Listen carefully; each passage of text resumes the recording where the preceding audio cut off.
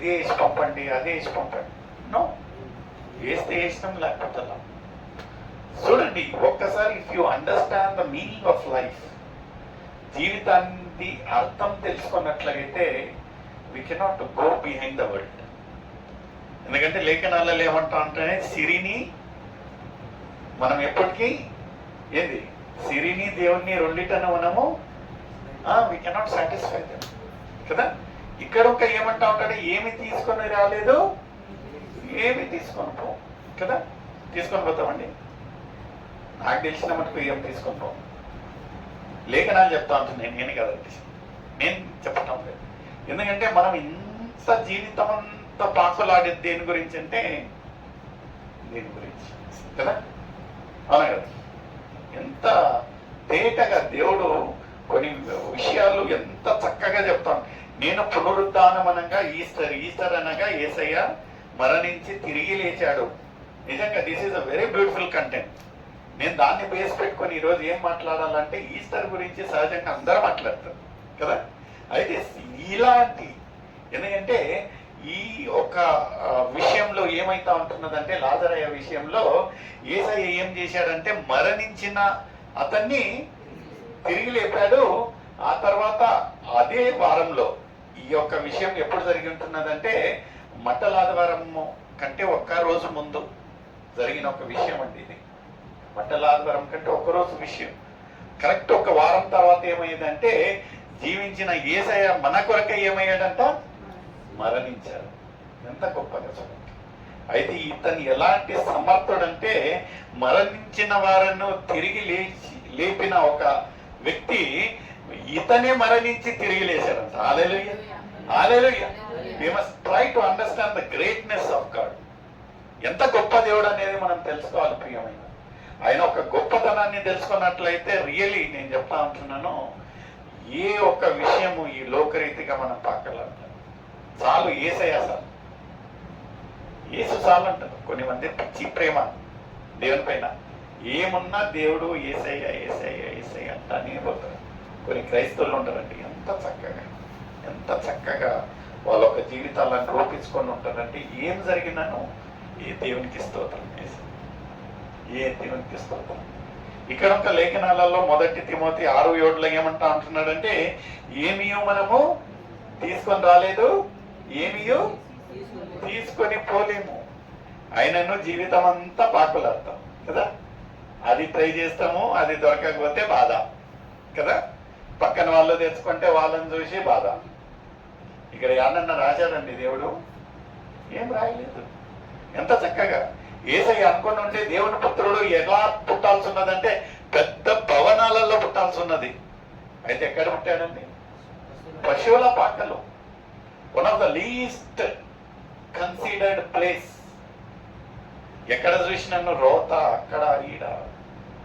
చూడండి, ఒక దైవ కుమారుడు, దేవుని కుమారుడు, దేవుని పుత్రుడే అలాంటి ఒక తగ్గింపులో ఉన్నట్లయితే నేను మా పాపను ఈడ శాపపరిచిండ్రు, వచ్చి కూర్చోంటే అక్కడనే కూర్చున్న చైర్లో, నేను చెప్పేంత వరకు వచ్చి కూర్చోలే అక్కడ. అంటే లేఖనాలు ఏమంటా అంటే తనను తాను తగ్గించుకున్నవాడు హెచ్చింపబడతాడు. దేవుని యొక్క సన్నిధిలో నలగొట్టి ఉండాలి. ఎందుకంటే దేవుడు ఏమంటాడంటే ఆ ఒక గోధుమ గింజ అండి, గోధుమ గింజ కదా, ఏం కావాలంటే అది ఏం కావాలో చావాలి, నల్లగొట్టాడాలి. అది చచ్చిన తర్వాత ఏమవుతుందంటే ఇట్ స్టార్ట్స్ మొక్కగా. దాని నుంచి ఎన్ని గింజలు వస్తాయి, ఆ ఒక్క గింజ నుంచి ఎన్ని గింజలు వస్తాయి, ఆ ఒక్కొక్క గింజ నుంచి ఎన్నెన్ని గింజలు వస్తాయి. ఇలా ఉండాలి మన ఒక ఆత్మీయ జీవితం. నిజంగా వచ్చాము పోయాము అటెండ్ అయ్యామంటే ఈ యొక్క ధన్యత ఎందుకు ఈ మరియ మార్త వాళ్ళ ఇంటికి ప్రత్యేకంగా వచ్చి ఉంటున్నదంటే there was something special plan for God. దేవుడు ఒక ఆలస్యం చేస్తూ ఉంటున్నాడు. ఎందుకంటే ఈ 2 విషయాలలో దారిలో వెళ్తూ లేయనగానే ఆ ఒక కుమారుడు, ఈ యొక్క సంబంధం లేదు యేసయ్యకు ఆ ఒక విధవరాలకు. అలాంటి ఒక స్త్రీకు సాయం చేసిన అతను ఇతనికి ఒక చిన్న అమ్మాయిని లేపమంటే లేచారు.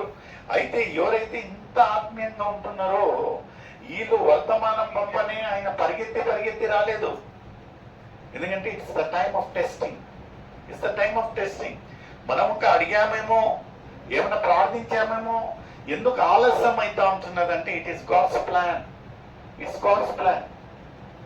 ఏమో గొప్ప కార్యం జరగబోతా ఉంటున్నది మన ఒక జీవితంలో. ఇక్కడ ఒక మరియా మార్త అనుకోని ఉంటారు, సన్ని ఉంటారు, కొన్ని ఉంటారు. మనం చూసినట్లయితే లేఖనాలలో ముందు భాగంలో మనం యోహాను రాసిన సువార్త 11వ అధ్యాయము 39వ వచనంలో ఏమంటున్నదండి?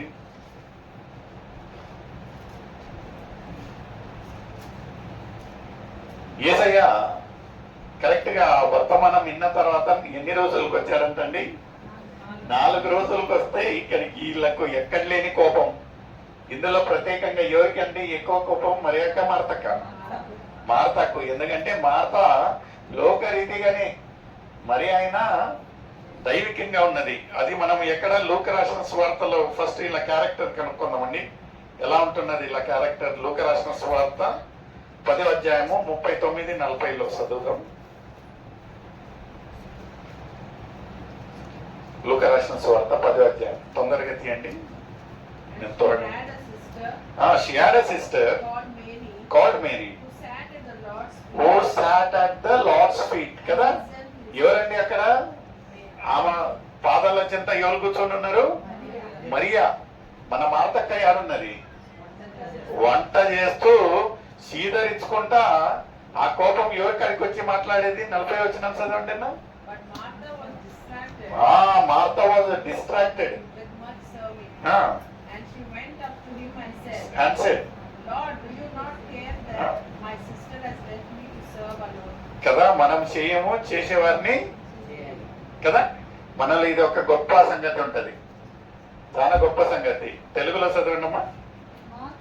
మార్త తొందరపడి వచ్చి, ప్రభువా, నేను ఒంటరిగా నువ్వు ఎందుకోసం పనిచేస్తా ఉంటున్నావు? ఎందుకంత తొందరపడినంటే యేసయ్య గురించే కదా. అయితే యేసయ్యకి ఇచ్చే ప్రాముఖ్యత, ప్రత్యేకత ఇస్తా ఉంటున్నావా? లేదు. ఆయనని ఎన్నో ఇచ్చిపెట్టేసి, మనముక ఎన్నో సార్లు గెస్ట్ వచ్చారని వాళ్ళని ఫస్ట్ రూమ్ లో నిలబెట్టి, కొన్ని మంది ఒంటరు మా తొక్కొని ఉంటారు, బయటికి రారు. వీళ్ళు అనుకున్నట్టు ఎందుకురా బాబు వచ్చాము మేము అనిపిస్తుంది కదా. ఎందుకంటే అతిథ సత్కారం చేయాలని ఇలా ఉద్దేశం, తప్పు లేదండి ఇది. ఎందుకంటే they want to show, they want to care, they want to serve. ఇక్కడ ఒక మార్తక్కది ఒక ఏం తప్పు లేదు. ఈమె ఏం చేసేదంటే యేసయ్య కొరకై పాకులాడుతూ అక్కడికి కష్టపడతా ఉంటే, అయితే ఇక్కడ నా ఒక సహోదరి నాకు సహాయం చేసే బదులు ఏం చేస్తా ఉంటున్నారు? అక్కడ యేసయ్యకు పరిచయం చేస్తా కాళ్ళ దగ్గర పడింటే ఈమె తట్టుకోలేక ఎక్కడికి పోయింది?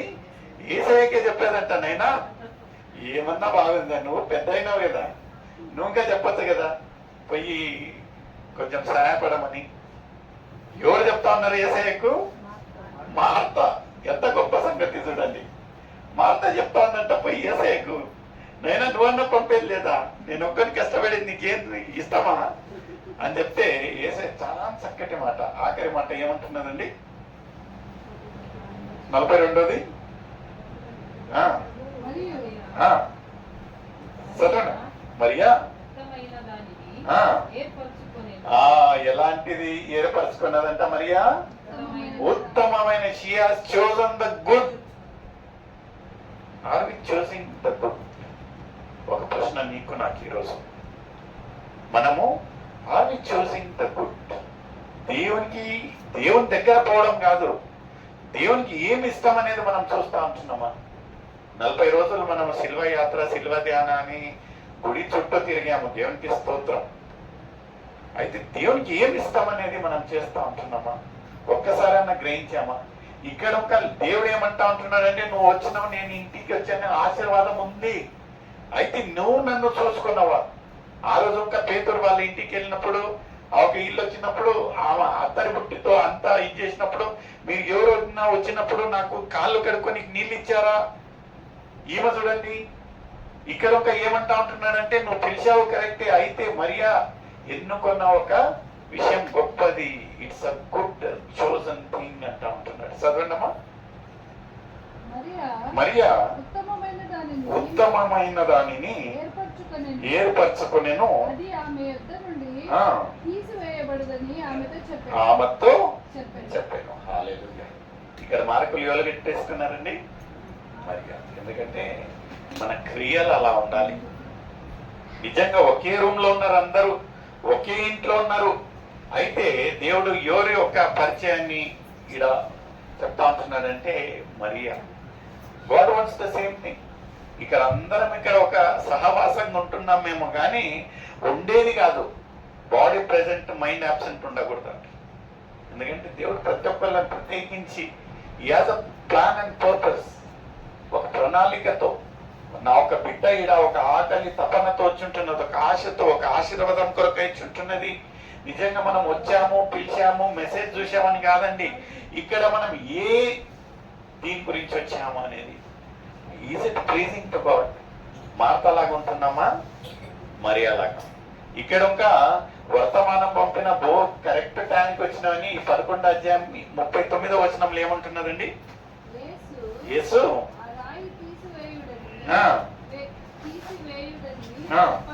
చెప్పగా చనిపోయిన వాని సహోదరి అయినా. ఇక్కడ ఎవరు మాట్లాడుతూ ఉంటున్నారండి?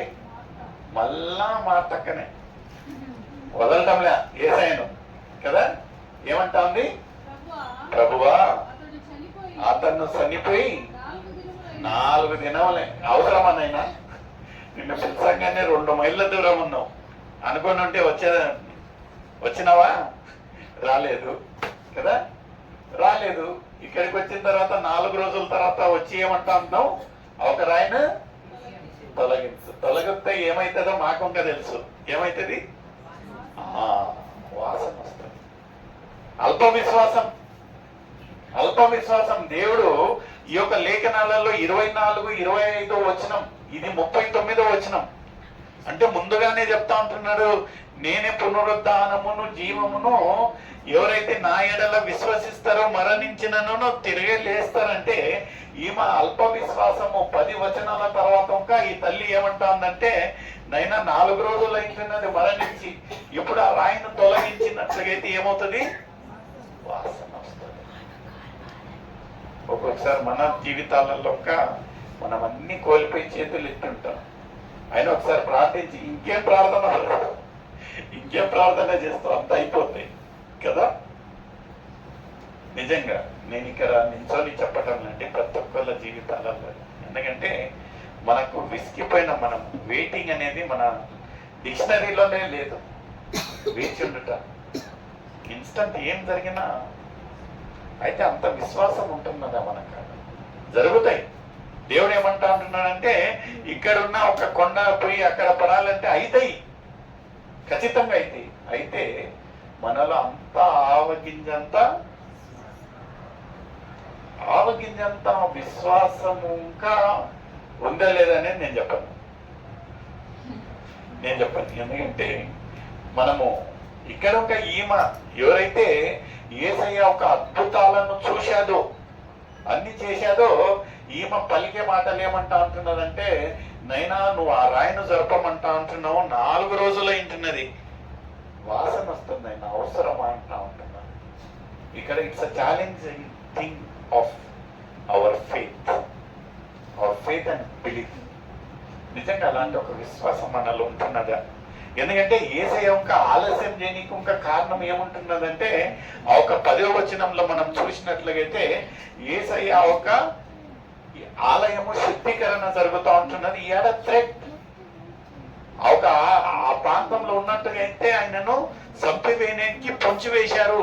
ఆయనను ఈయన ఏం చేస్తా ఉంటున్నాడంటే, ఆ ఒక సహోదరుల కొరకై అక్కడి నుంచి ఇక్కడికి వచ్చి ఉంటున్నాడు. అప్పుడు మనం ఆ 16వ వచనంలో ఏముంటున్నది ఒకసారి చదవండి. 11:16. అందుకు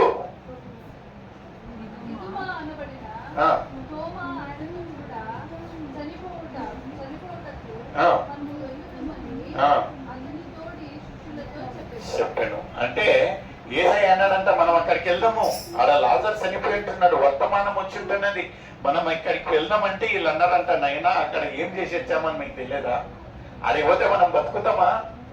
బతకనిస్తారా? చూడండి, అక్కడి నుంచి ఇక్కడికి వచ్చాడు మరణించే దానికోసం యేసయ్య. ఇక్కడ ఇంకా ఈ ఒక శిష్యుల ఒక తపన చూడండి ఏమంటా ఉంటున్నారంటే, పర్వాలేదు ఆయనతో వెళ్ళి మనము మరణిస్తాము. మాట మరొకసారి చదవం, అది స్పష్టంగా చదవండి. అందుకు తోమా ఆయనతో కూడా మనమును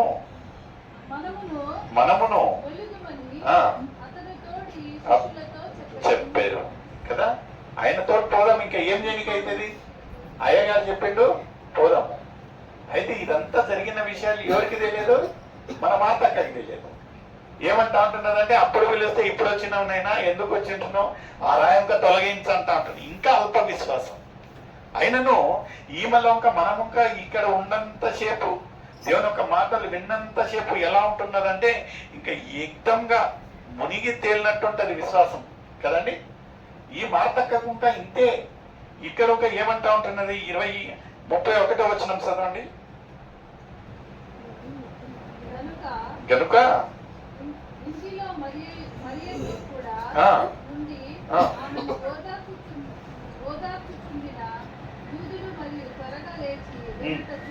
చూచి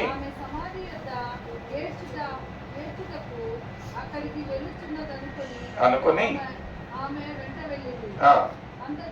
అంతటా మరియా 22వ వచనం చదవండి. 11:22. నీవు దేవుని ఏమడిగినను నీకును. ఎవరంతా అంటున్నారు ఈ యొక్క మాట? ఎవరంతా అంటున్నాడండి? ఇక్కడ చదవండి 22వ వచనము. ఎప్పుడైనాను ఏమడిగినను. తర్వాత 27వ వచనం చదవండి. ఆమె అవును ప్రభువా నమ్ముతున్నాను. ఎవరు నమ్ముతా ఉంటున్నారండి ఈ మాట? మార్త నమ్ముతా ఉంటున్నది. ఆయన అల్ప విశ్వాసం. 39లో ఏమంటా ఉంటున్నదంటే, 4 రోజులైంది నైనా నువ్వు రాయనెందుకు, వాసన వస్తా ఉంటుంది. మనకంతా తెలుసు, దేవుని గురించి అడుగుడి, ఎవడును వెదుకుడి అంతా తెలుసు.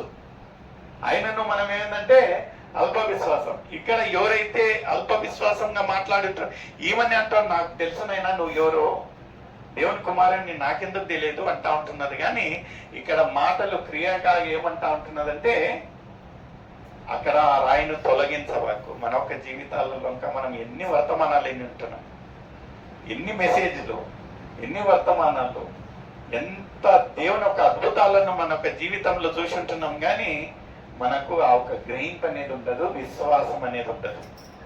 ఎంత చక్కగా ఈ యొక్క మాటలు చూసినట్లయితే నిజంగా మనము దేవుడు మనల్ని అద్దం ముందు నిలబెట్టి చూపించినట్టు అనిపిస్తూ ఉంటున్నది.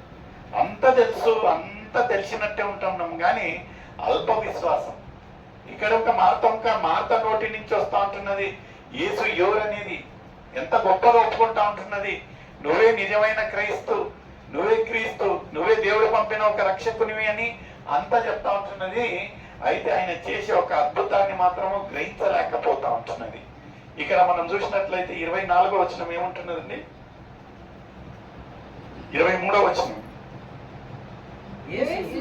యేసు నీ సహోదరుడు మరలా లేచునని ఆమెతో చెప్పగా మార్త ఆయనతో అంత్య దినమున ఈయన అంటా ఉండండి, నేను వచ్చాను, నేనే పునరుద్ధానమును, నేనే జీవమును, మీ సహోదరుడు లేస్తాడంటే ఈమెకు అప్పుడుగా తెలియటమ్మా.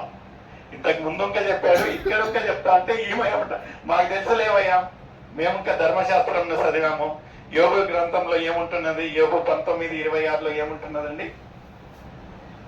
ఇప్పుడు చెప్తా అంటే మనకు ఇంకా దేవుడు పదే మన ఒక పరిస్థితి స్థితిగతులను ఎరిగి అప్పటికప్పుడు లేఖన ద్వారా మాట్లాడుతా ఉంటే మనం మరలా ఏమంటామంటే మనకు తెలుసులే అప్పుడు తింటారు. ఇక్కడ ఒక యోగు రాసిన గ్రంథంలో, యోగు గ్రంథం 19వ అధ్యాయము 26వ వచనం ఏముంటున్నదండి?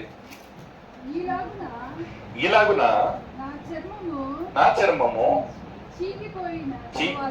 తర్వాత శరీరముతో దేవుని చూచెదను.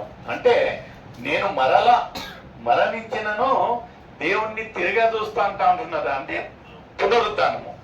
ఇక్కడ ఒక ఈమె అంత తెలుసు ధర్మశాస్త్రం ఎవరికి మార్తక్కకు ఏమంటా ఉంటున్నా, నీ యొక్క సహోదరుడు లేస్తాడంటే మాకు తెలుసులే ఆ యోగులో ఏం రాసి ఉంటున్నారో మరణించిన తర్వాత మరొకసారి చూస్తారని. అప్పుడు చూసేది కాదు, ఎప్పుడు ఏమైంది మా సహోదరునికి. దేవుడు పదే పదే ప్రతిసారి ఆమెతో మాట్లాడుతా అంటే ఆమె ఒక అల్ప విశ్వాసం. చూడండి మన ఒక జీవితాలలో ఎంత అద్భుతం, ఎలాంటి ఒక పరిస్థితులలోంచి దేవుడు మనల్ని విడిపించుంటున్నాడు, మన ఒక స్థితిగతులను మార్చుంటున్నాడు, అన్ని చూసి ఉంటున్నాము. అయినా కొన్ని విషయాలలో అలాంటి ఒక అలజడి వచ్చినప్పుడు మరలా ఒక క్వశ్చన్ మార్క్ ఏముంటున్నదంటే, అవుతుందో కాదు. మరలా చెప్తాం దేవునికి స్తోత్రం, దేవుని గురించి తెలుసు, దేవుడు గొప్పవాడు, సమర్థుడు, అది ఇది అన్ని చెప్తాం. మరలా ఒక సంశయము. ఇక్కడ లేఖనాలలో ఎంత చక్కగా చెప్తా ఉంటున్నాడు దేవుడు. ఇలా అన్నా మనం మాత్రము నమ్మేదే లేదు. ఆఖరిగా 36వ వచనం ఒకసారి చదవండి, నేను ఇంకా ముగిస్తా. కాబట్టి అతనిని చూడు. ఎందుకంటే యేసయ్య కన్నీరు పెట్టారంట.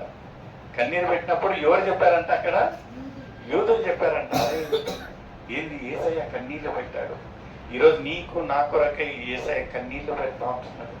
ఆయనకు తెలుసు ఆయన మనల్ని ఎంతగానో పదే ఎలా బెతనీకి వచ్చినప్పుడల్లా ఒక కుటుంబాన్ని దర్శిస్తూ ఉంటున్నాడో, పదే మన ఒక జీవితాలను దర్శిస్తూ ఉన్నప్పుడు నిజంగా మన ఒక జీవితంలో ఏమన్నా ఒక అలజడి, ఏమన్నా లోటు ఏమన్నా ఉన్నట్లయితే యేసయ్య కన్నీళ్లు పెడతా ఉంటున్నాడు. ప్రియమైన సోదరు, మనం ఎప్పుడు అనుకోకూడదు నాకు ఎవరు లేరులే, నాకు పెద్ద దిక్కు లేరే, నాకు ఎవరు లేరు, నా ఒక పరిస్థితి ఎవరంటే. ఇక్కడ ఎవరంటే అన్యులు చెప్తారంట. నిజంగా ఎలాంటి ప్రేమ అబ్బా, దేవుడు కన్నీళ్ళు, యేసయ్య కన్నీళ్లు పెట్టాడంట. చూడండి ప్రియమైనది, ఆ రోజు ఈ లాజర్ గురించి కన్నీళ్లు పెట్టి ఉంటే ఈరోజు నీ కొరకై కన్నీళ్లు పెట్టడానికి సిద్ధంగా ఉంటున్నారు.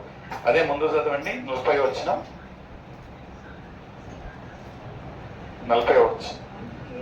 అందుకే యేసు నీవు నమ్మిన ఎడల దేవుని మహిమ. ఈరోజు నీతో నాతో పలికే మాట ఆఖరిగా యేసు ఏమంటా ఉంటున్నాడంటే, నీవు నమ్మిన ఎడల దేవుని మహిమను. నిజంగా ప్రియమైన సోదరుడు, మనం చూడడానికి సిద్ధపాటి ఉంటున్నామా?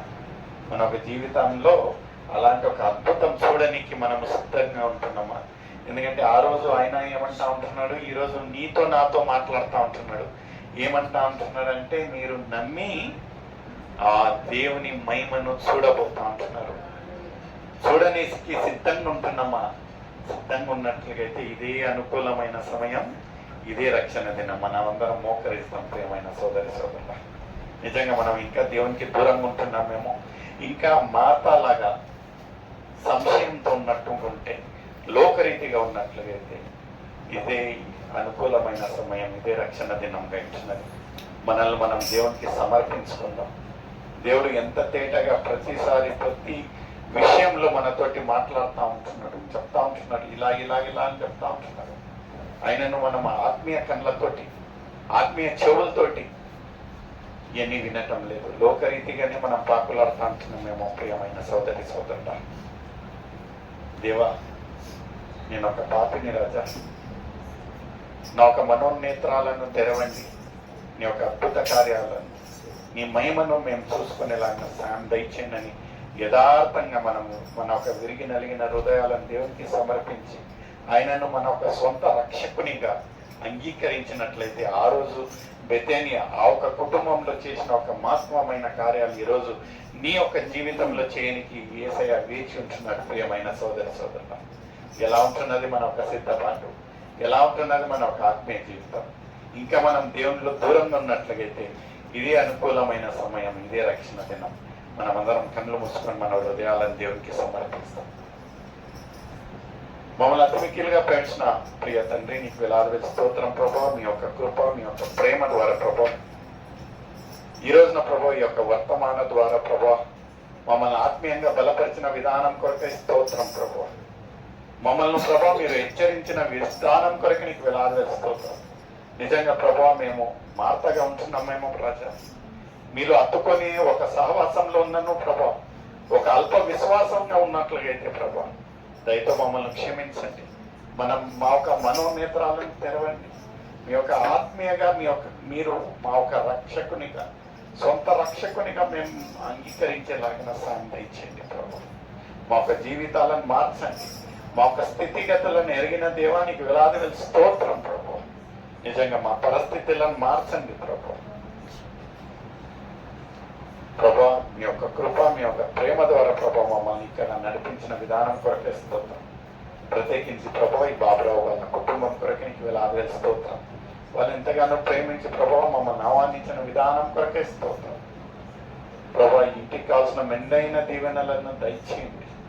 ఇంటిని ఒక చుక్కగా వాడికండి. వాళ్ళ పని పాట లేదు, మీరే తోడునీడిగా ఉండి కాచి కాపాడండి.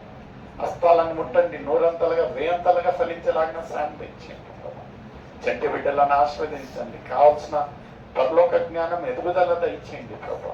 మీరే ఇంటికి యజమానంగా ఉండండి. అదే రీతిగా ఇక్కడ చేర్చిన ప్రతి ఒక్క బిడ్డ కొరకే స్తోత్రం. ఎవరైతే రాలేకపోయింటున్నారో ప్రభా ప్రతి ఒక్క బిడ్డను ముట్టండి. వచ్చే వారము సకాలానికి ప్రభా మీ యొక్క సహవాసంలో నడిపించండి. ఇక చేర్చిన ప్రతి ఒక్క బిడ్డ కొరకే నీకు వేలాది స్తోత్రం. వాళ్ళ మొరలను ఆలకించండి, కొరతలను తీర్చండి ప్రభా. వాళ్ళకి కావాల్సిన మెండైన దీవెనలు దయచేయండి. వాళ్ళ స్థితిగతులను మార్చే దేవునిగా ఉంటున్నారు ప్రభు. నిజంగా ప్రభు ఈ యొక్క ప్రేయర్సలను ప్రభా నూరంతలుగా వేయంతలుగా ఫలించేలాగిన సాయం దయచేయండి. మేము ఇక్కడి నుంచి బయలుదేరుతుండగా ప్రభు మేము చేరాల్సిన గమ్యాన్ని ప్రభా క్షేమంగా చేర్చండి. మరొకసారి ప్రభు మీ యొక్క సహవాసంలో మీ యొక్క అక్కడ ఆలస్యమైనట్లయితే ప్రభు మరొకసారి మీ యొక్క సన్నిధిలో చేరి నిన్ను కొనియాడే భాగ్యం దయచేస్తారంటూ, మరొకసారి ఈ యొక్క కుటుంబీకులను ప్రభు ఆస్వాదిస్తారంటూ యేసయ్య పరిశుద్ధ నామమున అడిగి వేడుచున్నాను తండ్రి. ఆమేన్.